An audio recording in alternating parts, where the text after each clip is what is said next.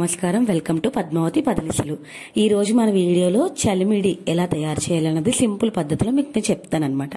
ముందు చలిమిడి తయారు చేయడానికి ఏం కావాలంటే బియ్యం, పంచదార, నెయ్యి, కొబ్బరికాయలు అవసరం అవుతాయి. అలాగే యాలుక్కాయలు, ఇంకా వేసుకోవాలనుకుంటే జీడిపప్పు. చూపిస్తున్నాను. మేము ఆడిచ్చామన్నమాట. పిండి తడితడిగానే ఉంది తప్ప పొడి బారలేదు. మనం దీని మూత కూడా జాగ్రత్తగా పెట్టుకోవాలి. తర్వాత మీకు వచ్చేసి పంచదార. మనకి 4 కేజీల బియ్యం పిండికి 2 కేజీల పంచదార అవసరం అవుతుంది అనమాట. ఎంత పిండి అయితే అందులో సగం. అలాగే కొబ్బరి ముక్కలు మనం తర్వాత ముందుగా మనం నెయ్యిలో కొబ్బరి ముక్కల్ని మనం వేయించుకోవాలి. కొబ్బరి ముక్కలు మనం నేతిలో వేయించుకున్నాక పాకంలో కొబ్బరి ముక్కల్ని వేసి కలపాలి. కేజీ పంచదారకి మనం 1 గ్లాస్ వాటర్ అన్నది పాకం కోసం వేసుకోవాలండి.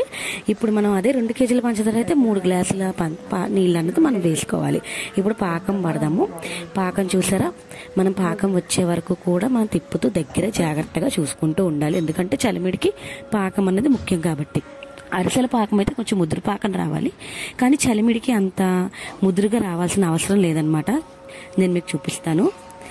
ఈ రకంగా మనకు పాకం అన్నది వచ్చాక మనం పాకంలో కొబ్బరి ముక్కల్ని వేసిన తర్వాత యాలుక్కాయలు, అలాగే పిండిని చూసారు కదా, కొంచెం కొంచెంగా పిండిని వేసుకుంటూ కలుపుకుంటూ ఉండాలి. సరిగా కలిపే వాళ్ళు ఉండాలన్నమాట, లేకపోతే ఉండలు కట్టేస్తుంది.